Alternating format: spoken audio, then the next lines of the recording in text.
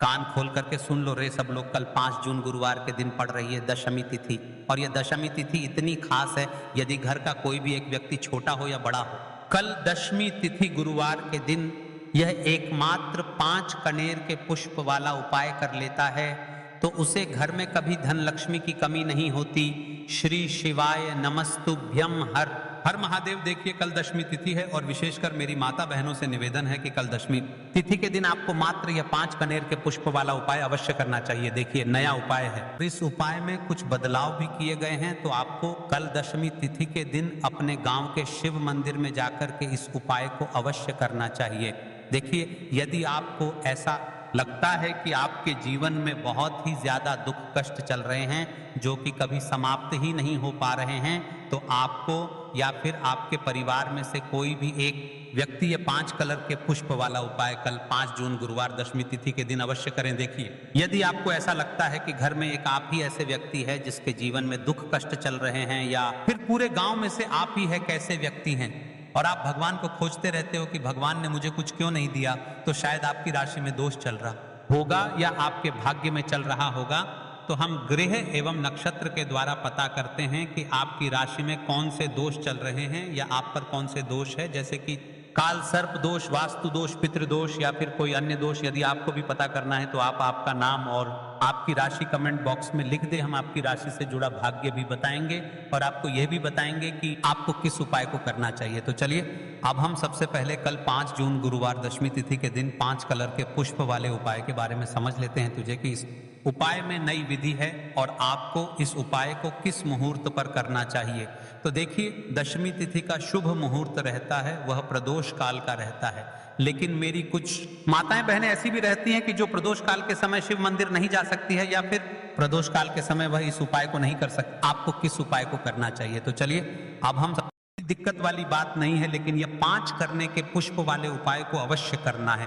देखिए ऐसे मौके बार बार नहीं मिलते और सबसे पहले तो हम आपको बता दें कि यह 5 कनेर के पुष्प वाला ये जो उपाय है, इस उपाय का इतना बड़ा फल प्रदान होता है कि जो बड़े बड़े पूजा पाठ और अनुष्ठान से प्रदान नहीं हो सकता। तो आप सभी को से विशेष का निवेदन है, कल की जो दशमी तिथि पड़ रही है विशेषकर ये 5 कलर के पुष्प वाले उपाय के लिए ही पड़ रही है। यदि कोई माता रहने को यह 5 कलर के पुष्प नहीं मिले तो कोई अन्य पुष्प से न करें, यानी उपाय को बिगड़ने का प्रयास न करें।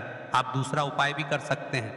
हम कनेर के पुष्प वाले उपाय के बाद हम आपको कुछ और उपाय बताने वाले हैं। और हाँ, हम आपको आज की इस वीडियो में अंतिम में कुछ ऐसी बातें बताने वाले हैं जो आज तक आपको किसी ने नहीं बताई होगी और अपने ना ही सुनी होगी, क्योंकि ये श्रावण महीने से रिलेटेड है और विशेष है। तो वीडियो को अन्य तक देखिएगा, वीडियो को बीच बीच में से कट कर ना देखें। तो चलिए अब उपाय की ओर चलते हैं। तो देखिए कल 5 जून गुरुवार दशमी तिथि के दिन देखिए अगर आप लोग इस उपाय को शाम के समय प्रदोष काल में कर रहे हैं और अगर आप आने में देरी भी हो जाती है, आपको आने में 7 बजे तक आप नहीं पहुंच पाते हो, तो भाई आप 7 या रात 8 बजे तक भी अगर उपाय को करोगे तो भी चल जाएगा। और अगर इससे भी थोड़ा देर हो जाती है ना तो भी आप उपाय को कर सकते हो, क्योंकि गुरुवार दशमी तिथि का दिन है। यह दिन बहुत ही कम आता है पूरे साल भर में, इसलिए जब आपको मौका मिल जाए जब आप इस उपाय को जरूर कर लेना है। कोई भी उपाय हो आप कभी भी कर सकते हो। गुरुवार दशमी तिथि के दिन बस कोशिश करना कि समय के थोड़ा मतलब अंतर्गत ही कर लो, पर किसी कारणवश अगर ना कर पाओ तो फिर आप थोड़ा देरी से भी कर सकते हो। आपको उपाय का फल जरूर मिलेगा, क्योंकि भगवान शिव विजन बहुत ज्यादा प्रसन्न होते हैं सभी भक्त गणों से जो उनको प्रसन्न करते हैं, है ना। तो अब हम यहाँ पर समझते हैं कि आपको उपाय कैसे करना है। सबसे पहली चीज दोस्तों, ये जो उपाय है ये 5 कनेर के फूल वाला उपाय है। तो सीधी सी बात है, इस उपाय में हमें 5 कनेर के फूल तो लेने ही लेने पड़ेंगे। अब यहाँ पर एक सबसे बड़ी गलती होती है जो कि आप उपाय में करते हो और आपको पता भी नहीं लगता है, जो कि हम आपको बताते हैं। देखिए जो आप 5 कनेर के फूल लेकर आओगे, सबसे पहले तो कनेर का फूल आप लोगों को पता होगा कि कैसा होता है। हम आपको जब भी बता देते हैं, कनेर के फूल वह होते हैं जो कि पीले कलर के होते हैं, लंबे लंबे से होते हैं। आप लोगों ने देखे भी होंगे, आप लोगों ने जो थंबनेल में फूल देखा हुआ था वही कनेर का फूल होता है। तो आप लोगों को वैसे ही 5 कनेर के फूल लेकर आने हैं। ये कनेर के फूल आप लोगों को बहुत आसानी से मिल जाते हैं, बस आपको इसका पेड़ ढूंढना होता है और बहुत सारे फूल उसमें लगे हुए होते हैं, कुछ भी कमी नहीं होती है। बस दोस्तों आपको यहाँ पर ध्यान इस बात का रखना है कि अगर ये 5 कनेर के फूल जो हैं, मतलब कनेर के फूल का पेड़ जो है कहीं बाहर लगा हुआ है, वह किसी के अंडर में नहीं लगा हुआ है, किसी का वह पेड़ नहीं है, तो आप बिना पूछे जो है वह कनेर के फूल तोड़कर ला सकते हो, है ना। पर अगर कोई सा कनेर का पेड़ किसी के घर के अंदर लगा हुआ है और आपको वह कनेर के फूल उसके घर के अंदर से चाहिए, तो भाई उससे पहले पूछना कि भाई हम जो है आपके पेड़ में से 5 कनेर के फूल ले लें या कनेर के फूल ले लें। भाई पहले उससे पूछना, क्योंकि ये वाले जो 5 कनेर के फूल आप लोग ले रहे हो ये उपाय के लिए ले रहे हो, और भगवान शिव जी को उपाय जब हम करते हैं तो भाई पूर्ण रूप से जो है हम पूरे विधि विधान से करते हैं। तो इसलिए अगर आप किसी के घर में के अंदर जो पेड़ लगा हुआ है कनेर का, उस पेड़ से अगर ये फूल ले रहे हो तो भाई पहले उस घर के मुखिया से पूछ लेना कि हम आपके पेड़ से कनेर के फूल ले लें। अगर वह हाँ कह देता है तो भाई उसके बाद आप उसके पेड़ से 5 कनेर के फूल ले लेना। अगर कोई कनेर का पेड़ जो है ऐसे ही बाहर लगा हुआ है, खुले में लगा हुआ है, उस पर किसी का भी कब्जा नहीं है, तो वह आप जो है बिना पूछे भी उस पेड़ में से तोड़ सकते हो। पर किसी के घर के अंदर लगा हुआ है तो वह उससे सककर ही 5 कनेर के फूल उसके पेड़ में से लेना। अब आपके पास 5 कनेर के फूल भी आ चुके हैं। दोस्तों कनेर के फूल के साथ में क्या हमें सीधा उपाय करना है या कुछ सामग्री भी लेकर जाना है? तो देखो कोई भी उपाय जब हम करते हैं तो सीधा हम उपाय जाकर नहीं करते हैं, उससे पहले हम भगवान शिव जी की अर्चना भी करते हैं। तो देखो अगर ये उपाय आप सुबह के समय कर रहे हो, प्रातः काल कर रहे हो, तो आप लोगों को अपने साथ में कम से कम 1 लोटा जल तो जरूर लेकर जाना ही जाना है। गुरुवार की दशमी तिथि का दिन रहेगा। वैसे ही माताएं बहनें अपनी पूजन सामग्री लेकर जाएंगी तो उन लोगों के लिए कोई दिक्कत नहीं है। जो प्रतिदिन साथ में 1 गोल बाती का घी का दीपक जरूर लेकर जाना। जो घी का दीपक लोगे आटे का होना चाहिए। आटे का होने के साथ में उसके अंदर गोल बाती रखा आएगी। वह गोल बाती आप अपने हाथों से बनाओगे तो ज्यादा बेहतर होगा। साथ ही में उस दीपक के अंदर जो मतलब चीज डलेगी वह डालेगी शुद्ध देसी गाय का घी, है ना, उसके अंदर शुद्ध देसी गाय का घी ही डालना, ना भैंस का डालना, ना मिलावटी बाजार का घी डालना। इस बात का भी आप लोग ध्यान रखना। अगर आपको उपाय का पूर्ण फल चाहिए तो भाई करना क्या है, देखो सुबह अगर उपाय कर रहे हो ना तो अगर 10, 11 या 12 बजे तक भी उपाय करोगे तो भी दिक्कत वाली बात नहीं है, कर सकते हो। गुरुवार दशमी तिथि दिन बार बार नहीं आता है, आपको पहुंचना है। सबसे पहले तो अपने घर के पास में जो शिव मंदिर हो, शिवालय हो, जहां पर शिवलिंग विराजित हो, वहां पर आप लोगों को पहुंच जाना है। अब वहां पर पहुंच करके सीधा हमें जाकर उपाय करने लग जाना है। नहीं, आपको पहले अपना शिव जी के मंदिर के अंदर प्रवेश करना है, भगवान शिव जी के दर्शन करना है। पहले आपको अपनी अपनी पूजन अर्चना करनी है। जैसे लोटा जल जो लेकर गए हैं भाई वह 1 लोटा जल चढ़ा दें। इसके अलावा जो भी पूजन सामग्री है आपकी, फूल धतूरा गुलाल अबीर गुलाल जो भी चीजें हैं, चंदन वगैरह, उन सारी चीजों से आप पूजन अर्चना कर सकते हो। पर जो उपाय के 5 कनेर के फूल हैं वह आप अलग ही रखना, वह उपाय के समय ही हमें निकालने हैं। तो पहले आप अपनी पूजन अर्चना कर लेना। जैसे आप गुरुवार के दिन करते हो, गुरुवार दशमी तिथि के दिन करते हो, वैसे आप अपनी पूजन अर्चना कर लेना है ना। इसी तरीके से शाम के समय है, शाम के समय जब आप अपने घर के पास में जो शिव मंदिर हो वहां पर पहुंचोगा तो पहुंचने के बाद आप पहले अपना वह घी का दीपक जलाना। अब घी का दीपक जलाने में भी इस बात का ध्यान रखना, इस घी के दीपक को आपको अपने घर से जलाकर नहीं लेकर जाना है और मंदिर में जाकर भी जलाना है, और मंदिर में जाकर जलाओगे तो अपनी माचिस से ही जलाना है। अपने घर से इस दीपक को जलाने के लिए अपनी माचिस लेकर आना। अगर आपने मंदिर में किसी और की माचिस ले ली इस दीपक को जलाने के लिए, अगर आप शाम के समय इस वाले उपाय को कर रहे हो तो भाई इस उपाय को करने का फल जो है उस व्यक्ति को भी मिल जाएगा जिस व्यक्ति की आपने माचिस ली होगी। इसलिए आप अपने घर से अपनी ही माचिस लेकर जाएं। उसके बाद में दोस्तों आप लोगों को एक बात का और ध्यान रखना है कि जब आप उस दीपक को जला दो, जलाने के बाद उस दीपक से आप चाहो तो आरती भी उतार सकते हो, अन्यथा कोई दिक्कत वाली बात नहीं है। आप उस दीपक को भगवान शिव जी के इतने पास मत रखना कि भगवान शिव जी को लगी, थोड़ी दूरी बनाकर ही जो है आप उस दीपक को जो है भगवान शिव जी के शिवलिंग के पास में रखना, क्योंकि अभी हम जो है भगवान शिव जी को प्रसन्न करने वाले हैं। तो इसलिए जो है भगवान शिव जी को आंच ना लगे इतनी दूरी बनाकर आप उस दीपक को रख दीजिएगा। जैसे ही आपकी पूजन अर्चना हो जाती है आप जल चढ़ा देते हैं। सुबह के समय गए तो जल चढ़ा देते हैं, पूजन अर्चना हो जाती है। फिर आप उसके बाद में भगवान शिव जी की शिवलिंग के पास में कहीं पर भी बैठ जाइए, सामने बैठ जाइए या आसपास बैठ जाइए। उसी तरीके से शाम के समय है, दीपक जैसे ही लग जाए तो भाई आप अपना उपाय को यहाँ पर कर सकते हैं। और उपाय को करने से पहले आप अपने वह 5 कनेर के फूल निकाल लीजिए, क्योंकि अब हम यहाँ पर उपाय को करने वाले हैं। उपाय को करने के लिए आप शिवलिंग के सामने भी बैठ सकते हैं, आसपास भी बैठ सकते हैं, कोई दिक्कत वाली बात नहीं है। अब हमारे पास 5 कनेर के फूल हैं, तो सीधी सी बात है कि इन 5 कनेर के फूलों को हमें 5 अलग अलग जगहों पर यहाँ पर चढ़ाने हैं।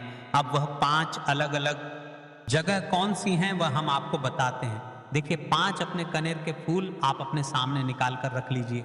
अब 5 कनेर के फूल में से सबसे पहला वाला कनेर का फूल आप लोग उठाइए और पहले वाले कनेर के फूल आपको कहां पर चढ़ाना है, वह आपको चढ़ाना है भगवान शिव जी की शिवलिंग के ऊपर। जो गणेश जी वाला स्थान होता है वहां पर अब भगवान शिव जी के शिवलिंग के ऊपर गणेश जी वाला स्थान कहां पर होता है, भगवान शिव जी की शिवलिंग होती है, शिवलिंग की जलाधारी होती है। जलाधारी का जो राइट हैंड साइड होगा, मतलब शिवलिंग की तरफ से खड़े होकर देखना कि भगवान शिव जी का सीधा हाथ कौन सा है, राइट हैंड साइड कौन सा है। उस राइट हैंड साइड पर आपको यह पहले नंबर का कनेर का फूल समर्पित करना है और जो फूल का खिला हुआ भाग होगा ना, वह शिवलिंग की तरफ करके ही आप लोग जो है इस पहले नंबर के फूल को भगवान गणेश जी वाले स्थान पर समर्पित करना, जलाधारी के राइट हैंड साइड पर। अब दोस्तों निकाल लेना अपना दूसरे नंबर का कनेर का फूल है ना। अब दूसरे नंबर के कनेर के फूल को आपको कहां पर समर्पित करना है, या आपको समर्पित करना है भगवान कार्तिकेय जी वाले स्थान पर। अब गणेश जी वाला स्थान राइट हैंड साइड पर होता है, तो कार्तिकेय जी वाला स्थान लेफ्ट हैंड साइड पर होता है, जलाधारी के ऊपर है ना। तो जलाधारी के ऊपर जो लेफ्ट हैंड साइड का जो हिस्सा है वहां पर कार्तिकेय जी के स्थान है। तो इस दूसरे नंबर के फूल को आप वहां मतलब वहां पर समर्पित कर देना और भगवान से प्रार्थना कर लेना, और फूल का खिला हुआ भाग शिवलिंग की तरफ ही होना चाहिए। अब बात आती है तीसरे कनेर के फूल की, तो तीसरे कनेर के फूल को भी आपको लेना है और इस तीसरे कनेर के फूल को आपको माता अशोक चंद्र जी वाले स्थान पर समर्पित करना है। अब ये माता अशोक चंद्र जी का स्थान कहां पर होता है दोस्तों, ये जो स्थान होता है ये जलाधारी के बिल्कुल बीचों बीच में होता है। आपने पहला फूल भगवान गणेश जी वाले स्थान पर चढ़ाया, दूसरा फूल कार्तिकेय जी वाले स्थान पर चढ़ाया, अब ये तीसरा फूल जो है इन दोनों फूलों के बीचों बीच चढ़ेगा, मतलब पर माता अशोक सुंदर जी का स्थान होता है। खिला हुआ भाग शिवलिंग की तरफ करके ही जो है इस तीसरे नंबर के फूल को आप समर्पित कर देना माता अशोक चंदी वाले स्थान पर। अब बात आती है चौथे नंबर के फूल की।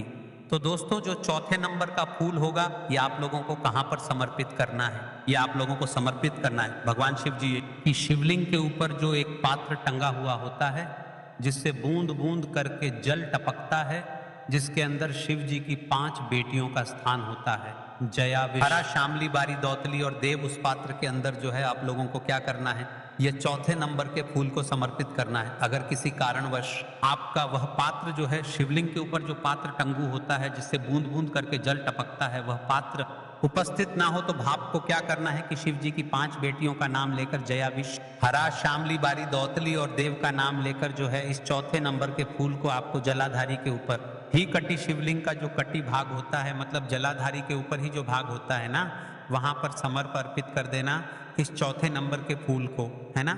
उसके बाद में दोस्तों बात करते हैं आखिरी नंबर के 5वें नंबर के फूल को, जो कि आखिरी फूल है हमारा। इस 5वें नंबर के फूल को आपको क्या करना है, अगर आपके मतलब जिस मंदिर में आप गए हो वहां पर अगर त्रिशूल लगा हुआ है तो भाई त्रिशूल का एक मध्य भाग होगा जहां से वह त्रिशूल के तीनों भाग निकले हुए होंगे, है ना।